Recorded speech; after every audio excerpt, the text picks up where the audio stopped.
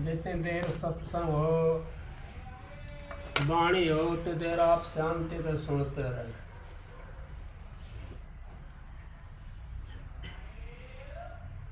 परम संत हजूर ताराचंद जी महाराज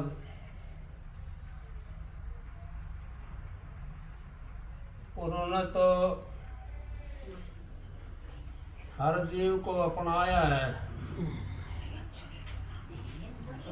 और जो उनकी शरण में चला गया उसका बेड़ा भी पार हो गया। महाराज जी परम संत हजूर ताराचंद जी उन्होंने इतने कष्ट उठाए,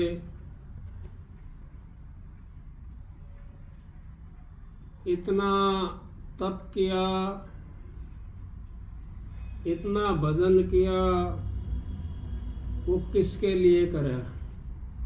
वो सब हमारे लिए करा उन्होंने, क्योंकि उनके पास तो कोई ऐसी चीज नहीं थी जिसकी उन्होंने चाहना थी। क्योंकि संत महात्मा संसार में जो आते हैं वो खाली एक ही चाहना रखते हैं, वो राम नाम की चाहना रखते हैं। चाहना रखे कि राम नाम की सारा धोना धो देगी, इससे अगर दूसरी चाहना तो दुनिया जान से खो देगी। हमारे को ऐसा संत सतगुरु मिला जो यहाँ का भी साथी है और अगत का भी साथी है। परम संत हजूर ताराचंद जी महाराज वो तो छुपे हुए रुस्तम थे। उन्होंने कभी यूं नहीं कहा और कह भी देते थे कि मैं जीवों को उद्धार करने के लिए आया हूँ, लेकिन हम समझ नहीं पाते थे। जब भी वो पर्दा डाल देते थे जो कि मैं तो आपका बच्चा हूँ, मैं तो आपका भाई हूँ, आप मेरे माता पिता, मैं सबका परिवार का सबका मान रखता हूँ, नाते सिर बोलते थे महाराज जी। किसी को चाचा कहते थे, किसी को फूफा कहते थे, वो कभी उन्होंने नाता नहीं छोड़ा। लेकिन नाते ये तो हमारे संसार के नाते हैं। महाराज जी कहते हैं कि ये जो नाते हैं ये तो हमारे संसार के हैं। महाराज जी ने शब्द कबीर साहब का शब्द सुनाया, अग मारा नाता नाम का जी और न नाता कोई। संत महात्मा हर बात को उस नाम से जोड़ देते हैं, क्योंकि उन्होंने उस नाम की जरूरत है। बाकी धन दौलत और किसी चीज की उन्होंने जरूरत नहीं है। क्यों नहीं है? अब उन्होंने करना क्या है?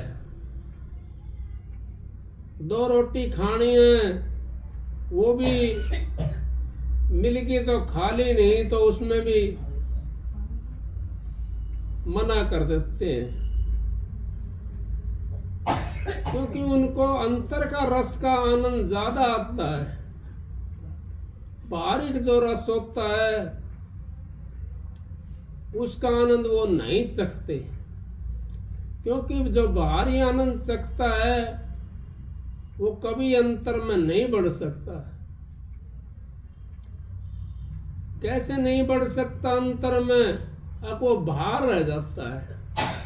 जब हमारे को अंतर से आनंद आने शुरू हो जाएगा तो चाहे कितनी भी बढ़िया चीज हो, चाहे कितना भी उसका वो हो, कितनी सुंदरता हो, कितना उसमें से माल निकलता हो, उसका आनंद संत महात्मा नहीं लेते। क्यों? अब वो तो एक वो आनंद लेते हैं, वो परमात्मा के नाम का आनंद लेते हैं, उस मालिक के नाम से जुड़ जाते हैं वो। और जिसका मालिक के नाम से तार लग जाता है वो इस संसार के अंदर कभी नहीं आता। संसार के अंदर तो वो आता है बार बार जो ये नाते के अंदर फंसा हुआ है, जो जाति बिरादरी में, जो भाई भतीजों के अंदर फंसा हुआ है,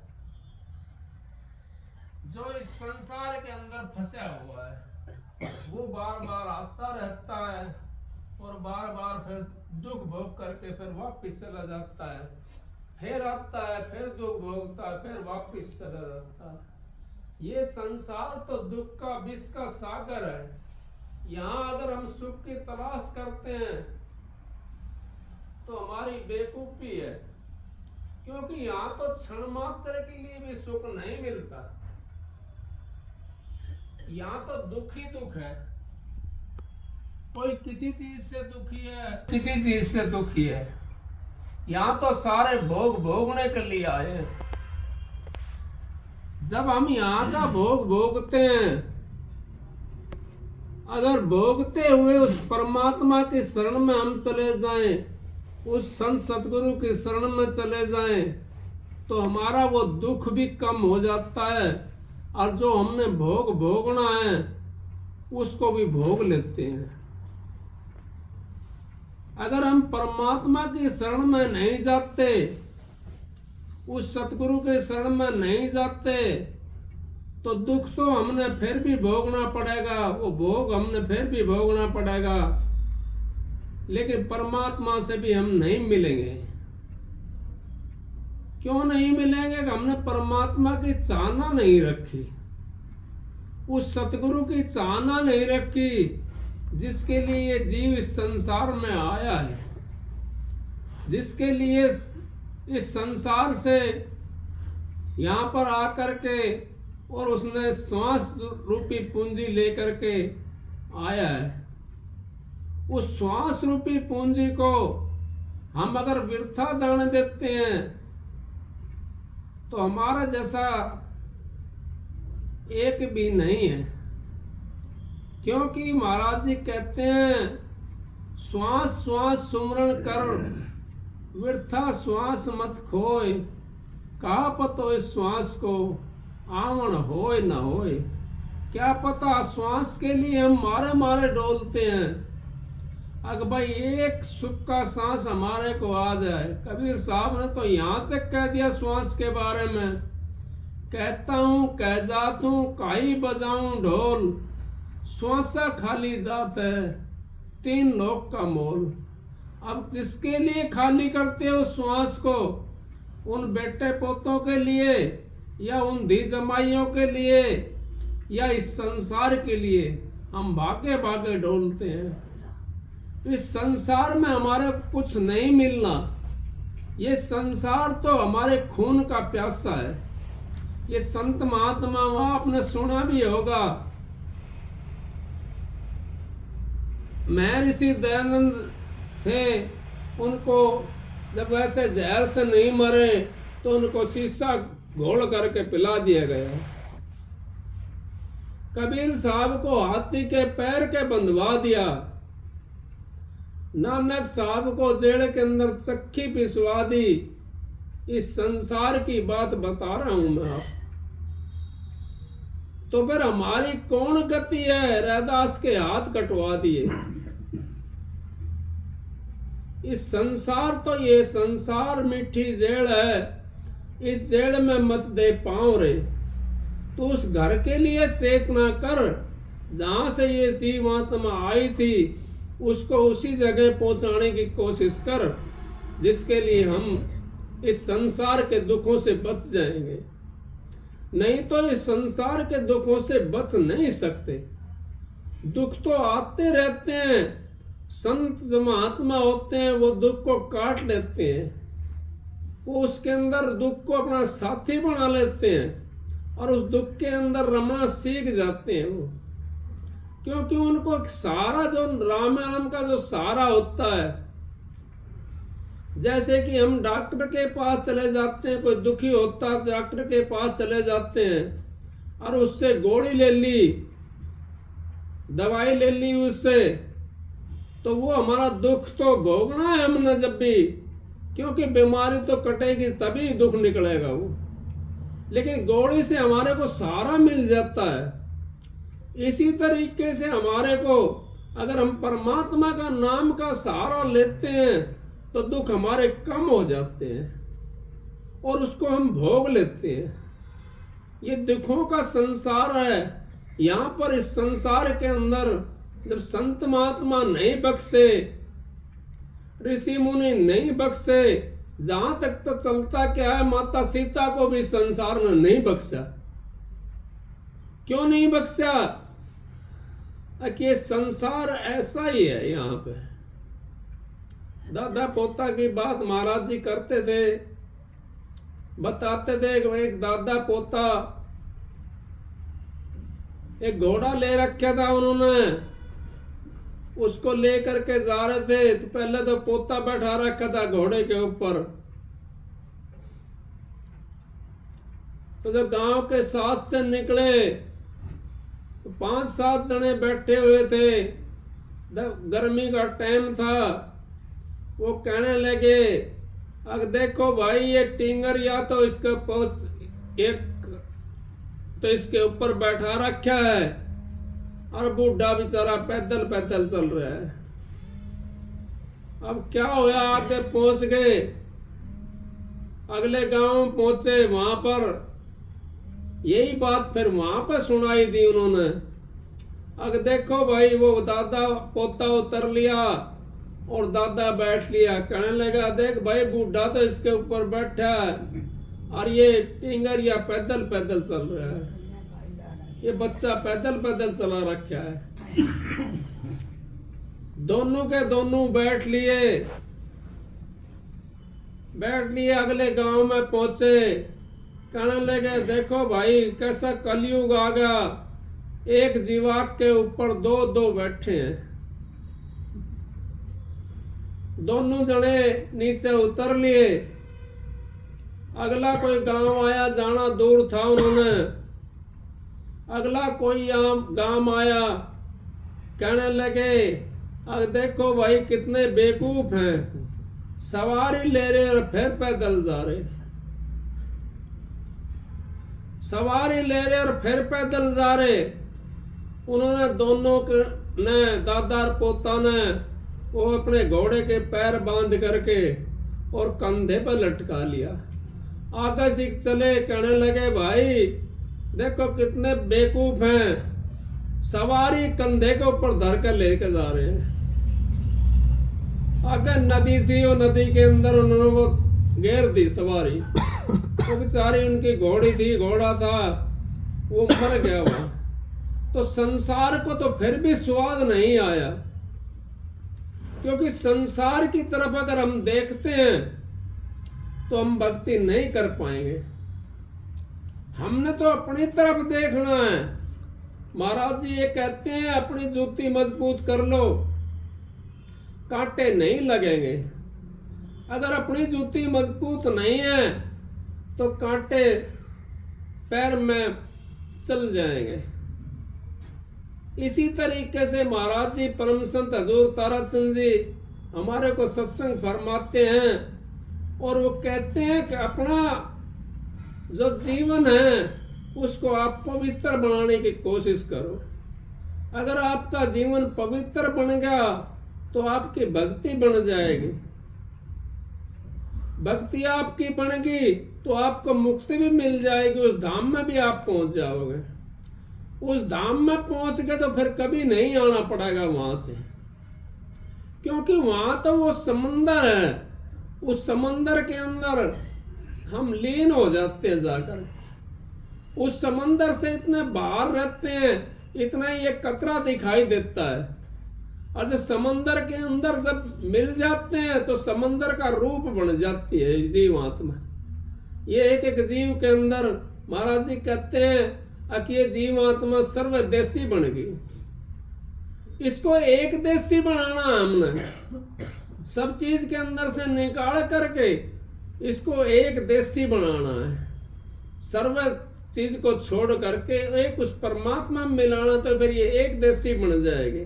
हमारे शरीर के अंदर सारे में रमी हुई है ना, कहीं भी थोड़ा सा अगर हम कोई चीज लग जाती है, ठोकर लग जाती है, तो कितना दर्द होता है, कितना दुख होता है।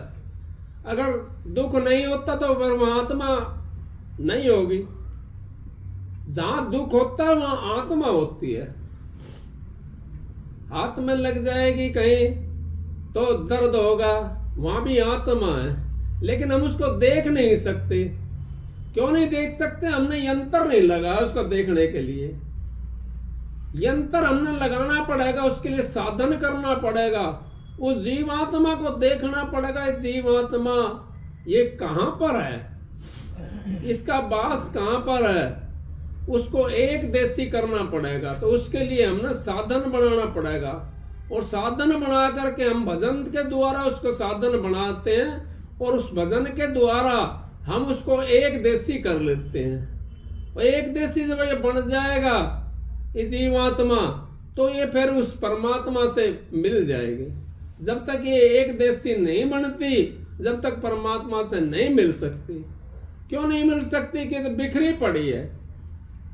कोई चीज बिखरी पड़ी हो तो उसको समेटने के लिए हमने एक झाड़ू लेनी पड़ेगी, या कपड़ा लेना पड़ेगा, या वाइपर लेना पड़ेगा समेटने के लिए।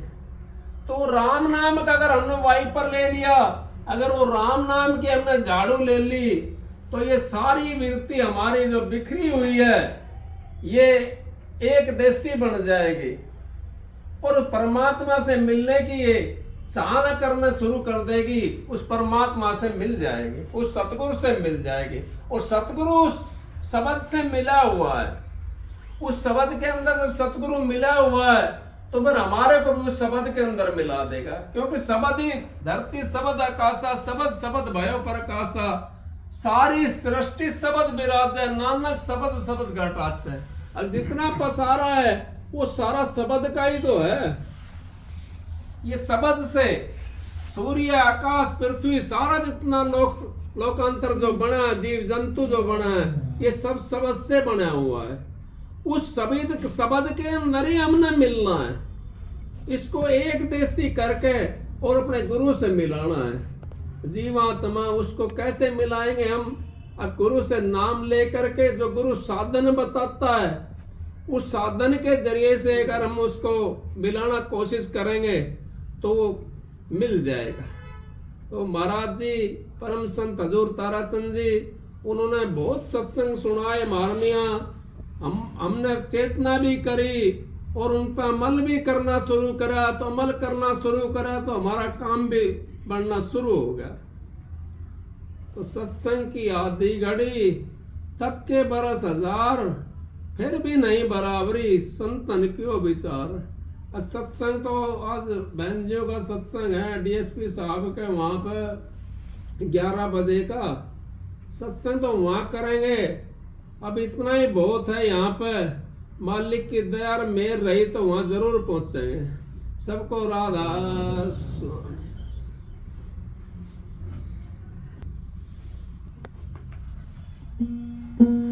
इसी से सत्संग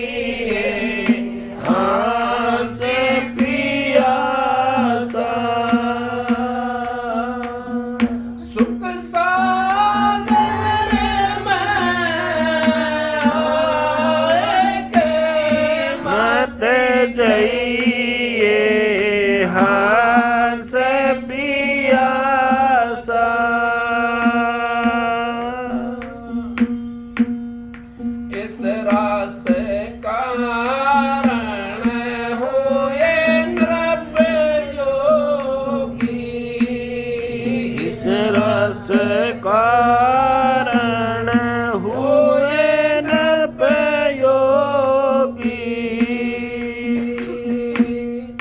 सोने हैं भोग विलास सारे मत जइए हंस पियासा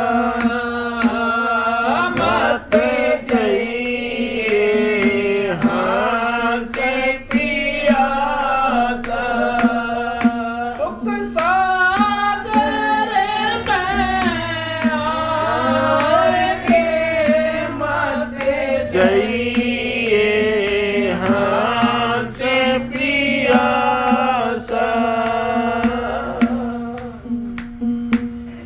जो पीवे सो जोग जुग जीवे जो पीवे सो जोग जोग जीवे कबू न होते विनाश सारे मत जइए हंस पियासा मत जइए हंस पियासा सुख सागर में जाय कर मत जइए हंस पियासा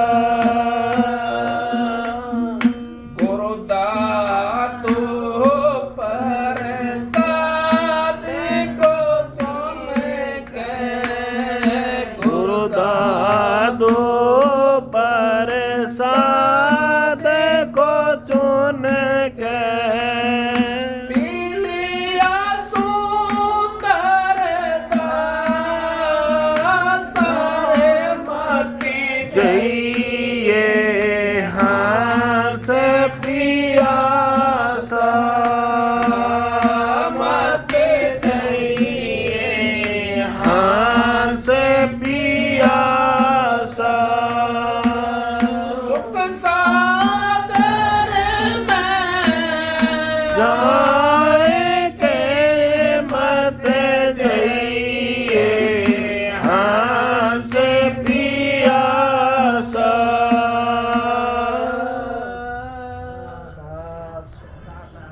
राधा